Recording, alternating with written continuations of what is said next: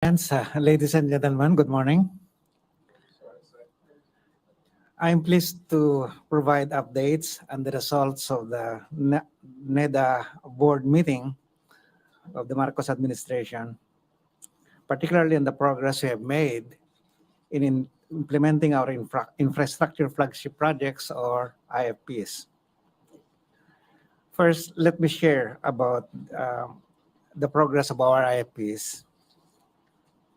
As reported by the NEDA Board Committee on Infrastructure, or INFRACOM, during the meeting, there are now 71 ongoing projects worth 4.11 trillion pesos as of July 2023, up from 68 projects reported in the first quarter.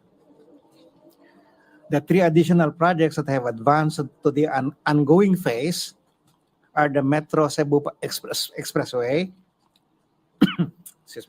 the Nautical Highway Network Improvement, and the Daang Maharlika Improvement projects. The Department of Public Works and Highways are implementing these connectivity and transportation infrastructure projects, which aim to provide or to improve connectivity across the country.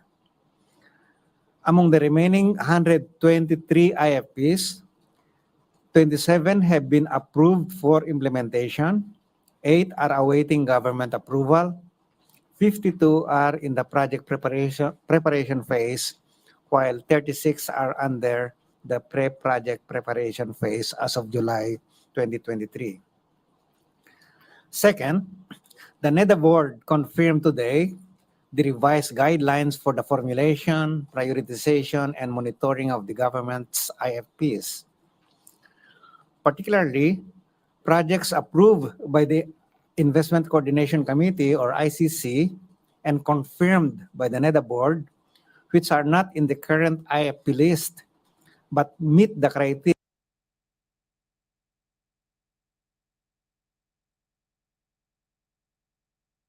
indicated in the IFP guide. These projects are the Tarlac Pangasinan La Union Expressway or TIPLEX Extension Project, the Philippine Rural Development Project Scale Up, and the upgrade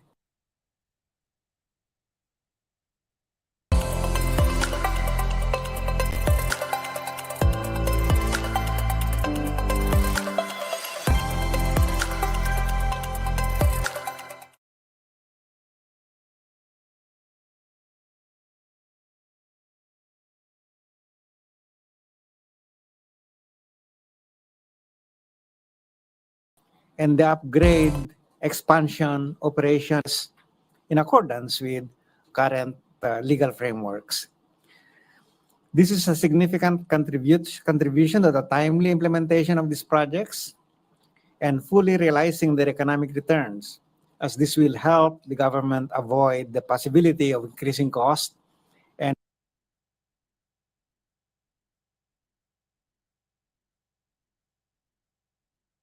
change in cost, scope, and implementation timeline of the flood risk management project for Cagayan de Oro River. The project aims to reduce flooding in high-risk, flood-prone areas, develop Cagayan de Oro River, and strengthen the resilience of the communities along the river's stretch to climate change and other related hazards. Lastly, the board approved the provision of 6 fire trucks for Marawi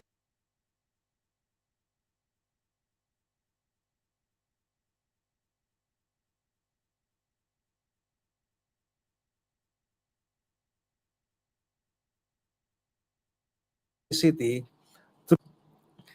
by ensuring the efficient implementation of high-impact infrastructure projects. The Marcos administration aims to get the job done. We will enhance connectivity, reduce the cost of doing business, promote the creation of high-quality jobs, and ultimately reduce poverty sustainably to improve the lives of every Filipino. Thank you. Thank you, Secretary Balisacan. Now questions from the press corps.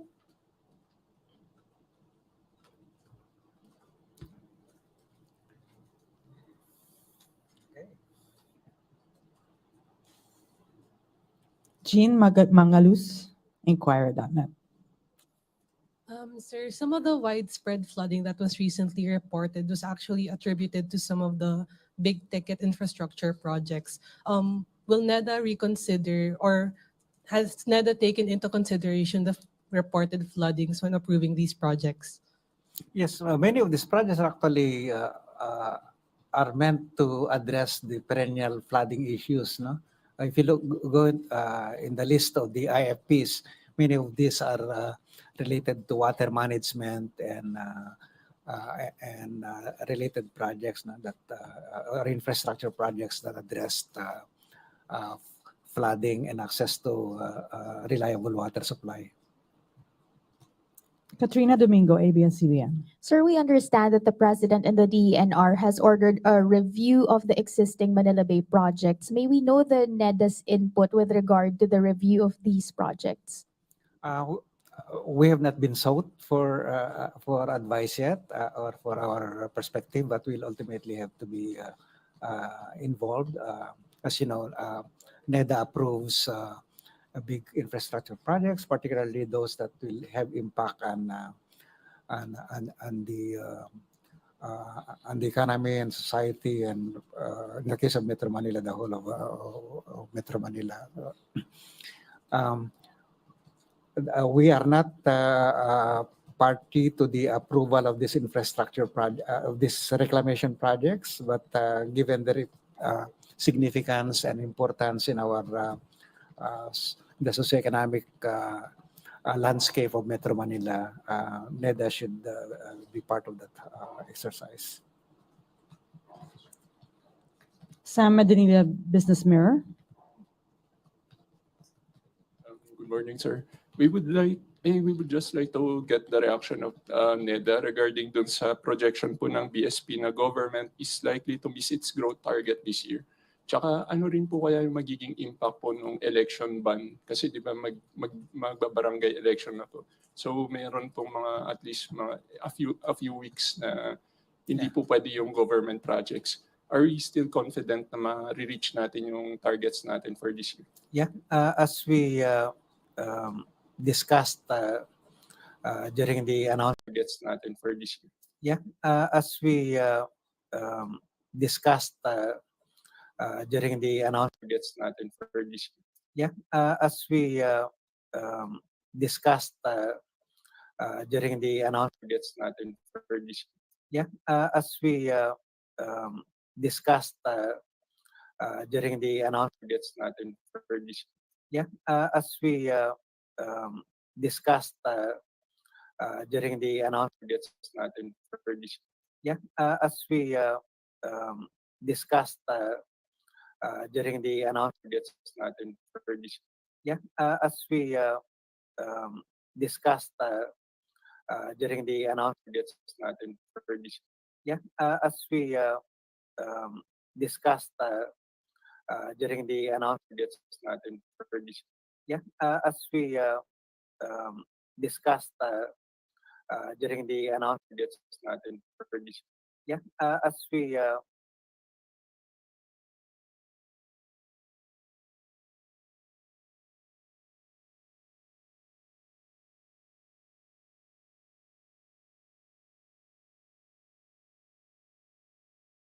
many parties have identified, we could still achieve at least the lower end of the range of 6.5, 6 to 7.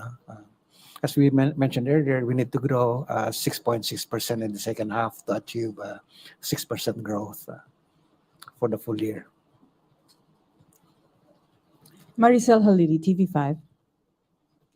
Hi, Sec. Magandang umaga po. Good morning. Sir, pitong magkakasunod na linggo na po yung pagtaas ng presyo ng petrolyo at humihingi na po yung mga transport groups ng fare increase, including yung mga taxi operators asking for 70 pesos flag down rate. Ang sinasabi po ng LTFRB, isa dun sa mga ikukonsidera nila sa pagdesisyon yung magiging impact po nito sa ekonomiya. Ano po ba yung posibleng maging epekto kung sa ekonomiya sakaling mapatupad yung dagdag singil sa pasahe? Of course, any policy actions that we make, especially those affecting a big part of the economy, would have to take into account the broader picture, no, and particularly the broader objective of assuring that or ensuring that we will keep the momentum of growth going.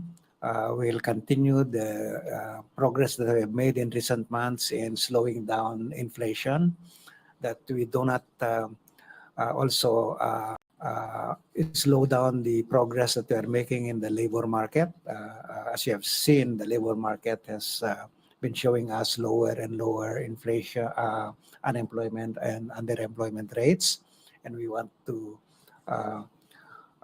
move along, continue those, as well as, and perhaps more importantly, improving the quality of employment. So those considerations have to be taken into account in approving requests or appeals for things like higher transport fare. But ultimately, it will also depend on the evaluation of the concerned agencies, the implementing agencies. Okay. Alexis Romero, Philippine Star. Secretary, yung nabanggit yung growth targets sa 6 to 7, no, you're still confident of achieving at least the lower end. But what are the downside risks to that target? Well, yeah, the downside risk are what is the picking up again. I mean, the global oil prices, staples like rice in the global market. Prices are also there are also firming, rising. Prices are also there are also firming, rising. We are positioning ourselves to ensure that while these developments are adverse to our objectives of keeping inflation to further slow down. We need also to ensure that that we are in good command of our policy tools. We are, for example, looking at enhancing the availability of stocks so that we can prevent untoward increases or upward pressure on prices in the near term. So aside from apparently you were referring to underspending when you mentioned the need to fast track yung mga projects, di ba, Sec? Aside from yung increase or fast tracking yung government spending, what other measures will the government undertake para ma-achieve yung at least lower end ng growth target for 2023? I think the progress in the slowing down of inflation. Inflation has always been a major concern.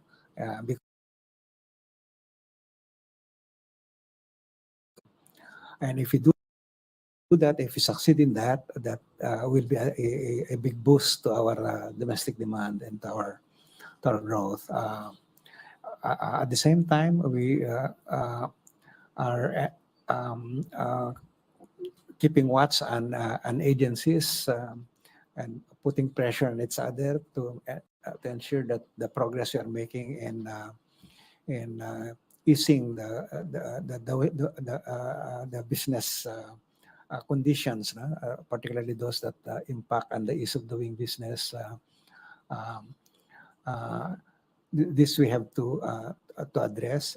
Remember that our goal, we kept saying that what we need first and foremost is massive investment, to improve the quality of jobs. Because as an economist looking at the problem, it's not so much already anymore the jobs per se that are the problems, but it's the quality of the jobs that are there. So and of course we need nothing less than investment, not just in the public sector, but even more importantly in the private sector, that makes that improvement in the quality of jobs possible. Okay. Alan Francisco, BTV4. Hi, ma'am. Hi, Sec. Good morning. Good morning. Sir, in the long run, how could this infrastructure flagship program could help in or could help resolve the traffic problem of our country? Particularly, you mentioned the Metro Cebu Expressway, the Daang Maharlika improvement. Yeah, a big push that we are making is improving connectivity, physical, both physical and in the internet connectivity. With respect to the physical connectivity, what we want to achieve is to connect these lagging areas or regions of the country with those that are doing well, rapidly growing, so that we can create more opportunities, not just in a few places, but in many more places of the country, particularly nationwide. That way, you disperse opportunities, particularly employment opportunities, and that can substantially improve traffic. If we can, there's no reason why all people have to migrate to Manila to just find work here, when neighboring areas or other regions of the country can also have those potentials, no? So, and that has been a well identified issue for investors in the Philippines, is the lack or poor quality of our infrastructure, particularly connectivity, internet, communication, and all this transport issues. Second. Harley Valbuena, DZME. Microphone, Alex. Hi, Secretary. Dun po sa ongoing projects natin, may we know na lang po if meron ditong matatapos or makukumpleto na at least within the year, or kung wala po, at least yung pinaka-immediate po, kailan po yung year na nakikita natin may makukumpleto na? Actually, there are many projects that are expected to be completed within the year, next year, and of course, some of these projects were started by the previous administration. That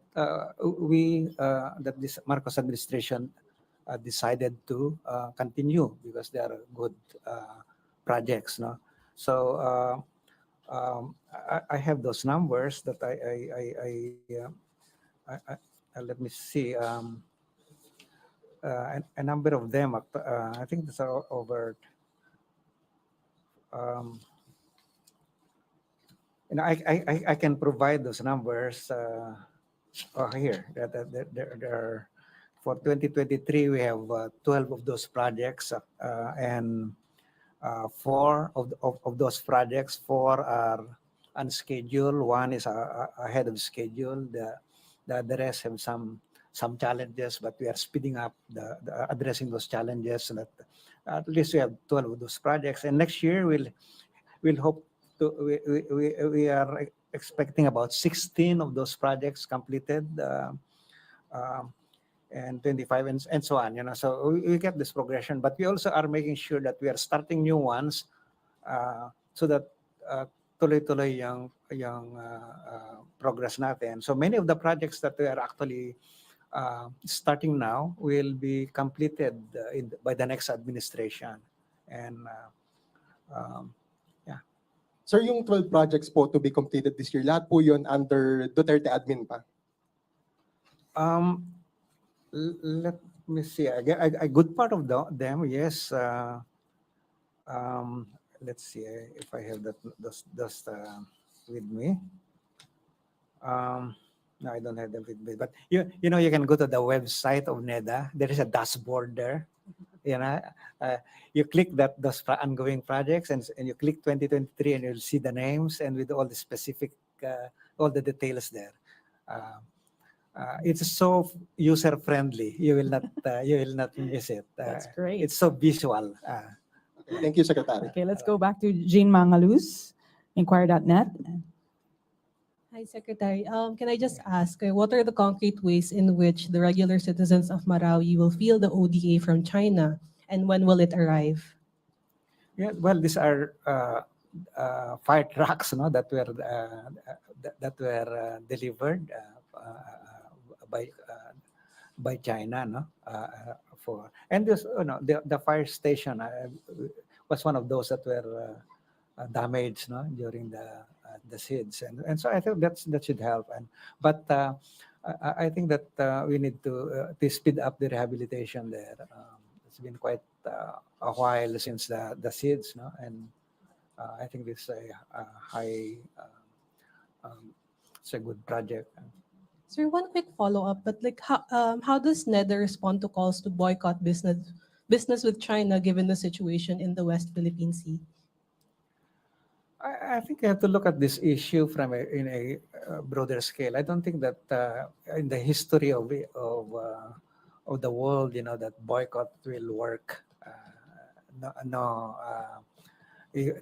That has been proven many times in the history of nations. No, so we have to, as the president said, we are an enemy to none. We're a friend to all. So let's keep it that way. We just have to use the diplomatic channels to get our issues addressed. But the economy must, by all costs, be protected. So that's what you don't want. There is, you don't want to cut. All these economies, including China, or even particularly China, they're now part of the global value chain. No? Our economy is part of the global value chain. We are linked to China directly or indirectly. So it's and that should not be the approach that we take in dealing with our neighbor. Mhm. Okay, Kyle Atienza. Sir, has the Tariff Commission sought the comment of NEDA on the review of the most favored nation tariff, sir? Sir, has the Tariff Commission sought the comment of NEDA on the review of the most favored nation tariffs? And is NEDA in favor of extending the reduced tariff amid elevated prices? Well, yes, NEDA is part of in fact, is the vice chair of the Committee on Tariff and Related Matters, no? And the Tariff Commission that initiates and the consultation and review of the matters for presentation to the NEDA board is attached to the NEDA. No? So I'm on top of the situation. And Is the NEDA in favor of extending the MFN tariff, sir, amid elevated price? They still have to present the study to us, no? But insofar as we have a NEDA board decision extending the low tariff for essential commodities, including I think rice. When I say low, I mean it's reducing it from the very high of 50 at that point, I think 35% tariff, and that's supposed to expire in December, I believe. And we'll have to review whether the circumstances today still warrant further extending those tariff rates. And if given the situation now, as we see it, the world prices of rice have been rising. There have the lag effects of those floods and the typhoons that hit us. We have to be very careful about reversing the gains, no? And so I would think that when it comes to now lifting those low tariff for those essential commodities, my position is probably not the right time. But again, that depends. It's only an it's only August, no? And that has to be at the expiration of the current arrangement is December of this year. Alexis Romero again, Philippine Star. Secretary, you mentioned earlier one of the downside risks for the growth is inflation. Yeah. And then you also mentioned that inflation is one of the factors that we have to consider when deciding on fare hikes. Last year, a petition for a 1 peso pay hike was seen as stoking inflation. And now we have groups seeking a 5 peso pay hike, or fare hike rather, fare hike for minimum fare hike for the jeepneys. So what do you think will be the impact of a 5 peso request for a fare hike sa ating inflation? Will it stoke inflation? What will be its impact on the economy in general? I don't have the numbers now, but we can look at it. Of course, it depends on how what areas are covered. Is that 5 peso fare are going to be applied nationwide? It's going to be applied only to jeepneys or motorcycles or things like that. We will need more information, but definitely in most instances, in practically all, actually all instances concerning requests like this, the view of NEDA is sought, and so I haven't seen the report of our staff yet on this, but it should read me soon. Katrina Domingo. Sir, just to follow up on the targets, historically during Burr months, the Philippines usually sees a surge in spending. Do you expect that expected surge to actually contribute to the Philippines hitting its growth target? Or is the NEDA already seeing stricter spending patterns among OFWs because of global headwinds? Actually, so if you look at the patterns of remittance inflows, when things get bad, those remittances actually increased, become quite robust. And so we call it counter-cyclical. This inflow of remittances, especially when the economy is going into a challenge, that somehow help us recover quickly. And so there's a positive factor that we are seeing. But I think that's what will drive the spending is the expectations, the sentiments of our people regarding inflation and the interest rates. The hikes in the interest rates that we have seen last year, in the second half of last year in particular, are still felt today and will continue to be felt, although in a declining phase to the end of the year, and perhaps even early next year. But I think that the inflation, the decrease in the inflation will or expected decrease in the inflation will buoy consumer spending. I think except for a few perhaps challenged commodities, particularly those that are affected by floods, where we may still be facing some challenges. Okay. Alvin Baltasar. Microphone, please.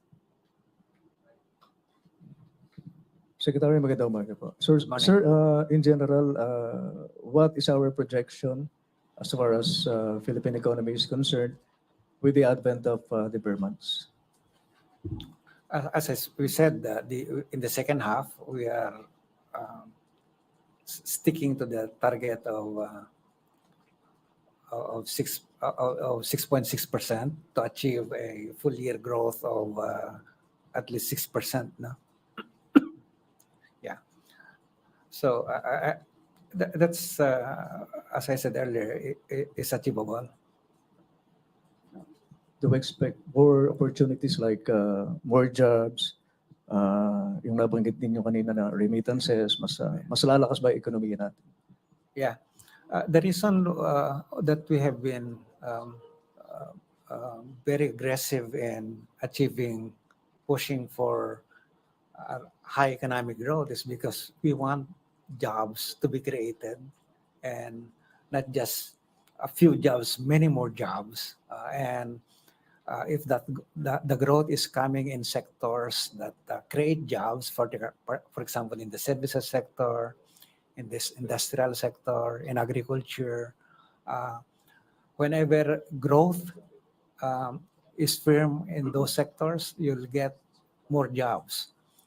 Now, as I said, and I keep repeating this because for us, it's also about the quality of jobs. We want the quality of jobs available, the opportunities that are made available of the high quality type, those that can generate more remunerative opportunities, no? Employment opportunities.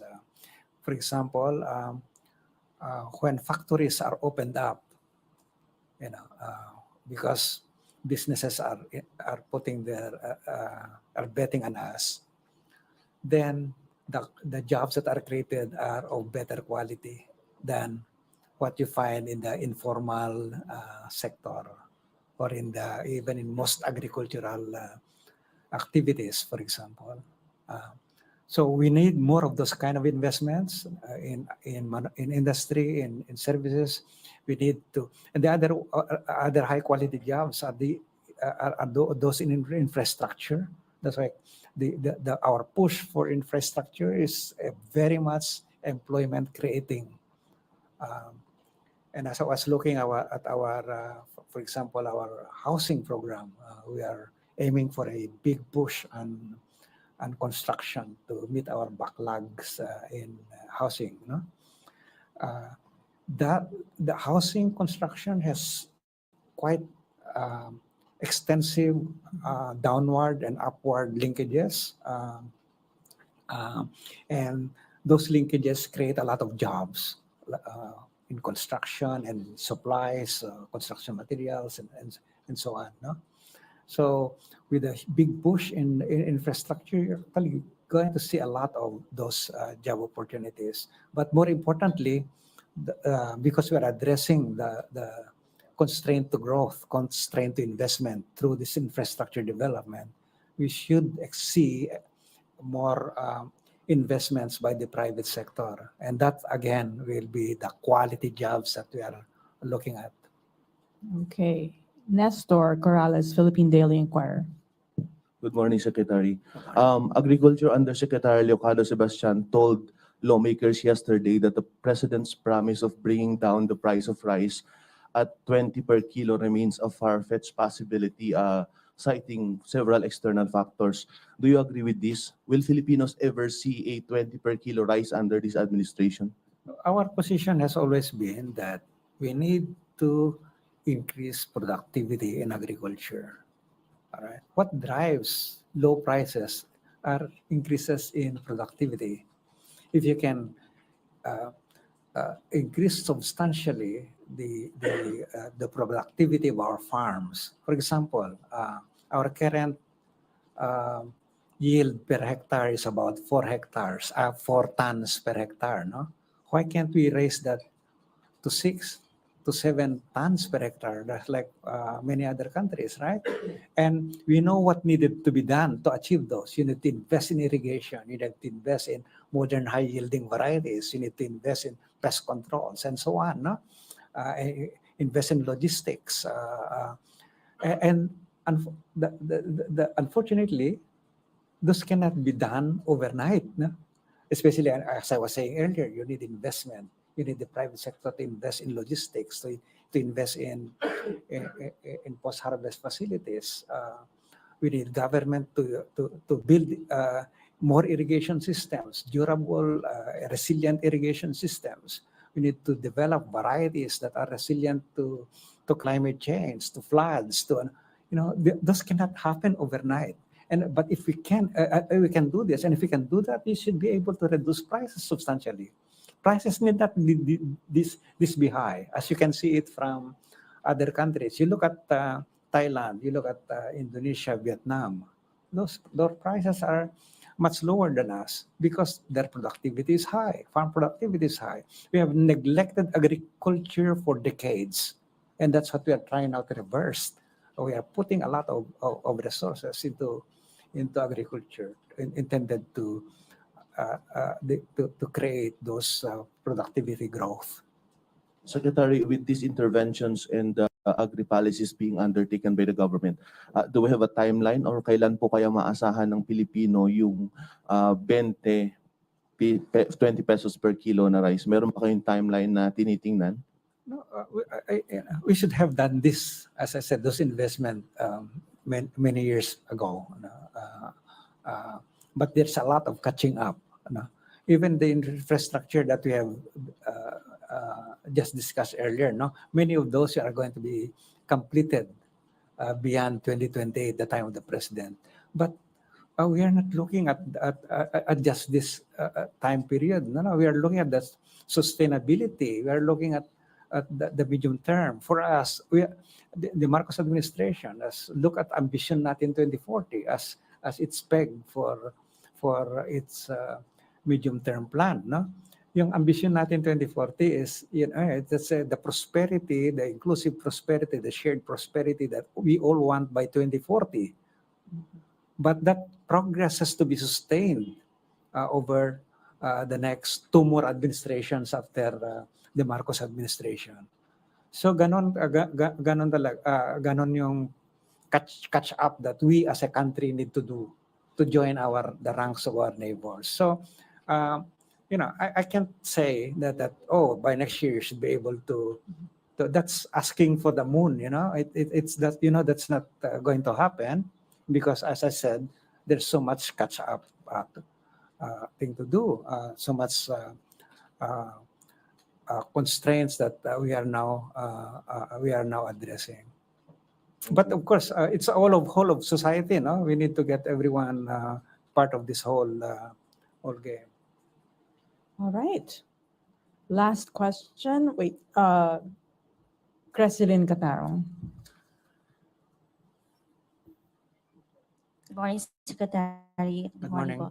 Hingi lang po ko namin ng update doon sa pag-implenta po at distribution po ng national ID cards. Marami pa po sa ating mga kababayan yung hindi pa po, buwan na po, halos taon na po, hindi pa rin natatanggap yung kanilang ID cards. At gaano kalaking tulong po sa ekonomiya ng bansa kung makumpleto na po yung pag-issue ng national ID. Yeah. No less than the president has been monitoring closely the completion of this project. There has been some delays, but the situations are being, the problems are being addressed. For example, we have now agreed that the provision of the digital ID before the trust was to distribute physical ID, but that was before the pandemic, right? But then the pandemic changed the whole game. Now people are more what's that? Okay, they're more conversant and more. They like the digital, right? This changed the whole game. No? So, unfortunately, the contract that was issued before the pandemic was for the provision of physical ID and the distribution of the physical ID. That's where a big part of the problem was. Instead of shifting to digital ID, we left that as a second priority rather than a first priority.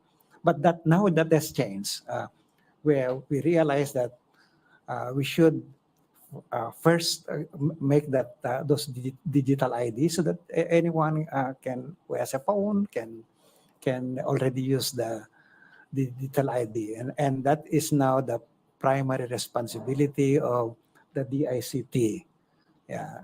There is now an agreement between the Philippine Statistics Authority and the DICT to transfer the provision of digital ID to DICT, while PSA will continue with its physical ID production and distribution. So yun. And I think we're more than halfway in the physical ID. But as I said, we want to speed up the digital ID so that sana before the end of the year, kumpleto na lahat. Everyone will have a digital ID. It's very important for us that that's completed because it will reduce transaction cost in government as well as in the private sector. It will allow us to save a lot of resources from our ayuda because many of our income transfers targeted for the poor do not end up with the poor, no? Because there are leakages. But with the digital ID, it's the ayuda will or transfer income support like the DSW, this food stamp program, for example, will now be delivered through the digital card, no? With the use of the digital ID. So each one of us will have a unique ID, a unique number, and we can no longer tamper with that. So wala na yung nagdodoble yung benefits na nare-receive or ghost beneficiary na or mga ganong klaseng issues that I might add also in the last sectoral meeting, August 15, with the DICT, they did mention that they are standardizing all the information that's coming in, being gathered by the different agencies and from the national ID process to standardize it all because all the agencies are going to be using this digital ID system. And that's also what the president wants. It's centralized and it's available to all agencies. Is that right? yeah. Okay, we're good? Okay. Tuesday New and then Maricel Halili. Mike, please.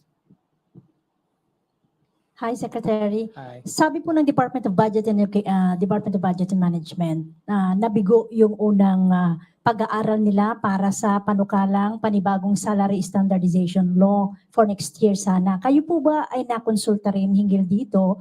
At kung if so, sir, ano po ang posisyon ng NEDA para sa panibagong panukala na ito? At hindi po ba makatutulong din sa pag-ikot ng ekonomiya kung madadagdagan ang sweldo ng mga kawani ng gobyerno? That's right, pinag-aaralan naman yan.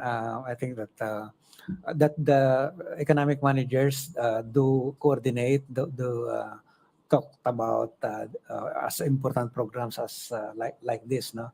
Of course, when we decide on whether to give and at what level we give, I think it's just a question now of how much. But I think that there is a provision in the budget for 2024, for example, for a salary increase, no? But it's just a question of what is affordable from the viewpoint of the broader interest, because we have to look into the other issues. It's not just the workers in government. We do care about, of course, on the welfare of the government, but we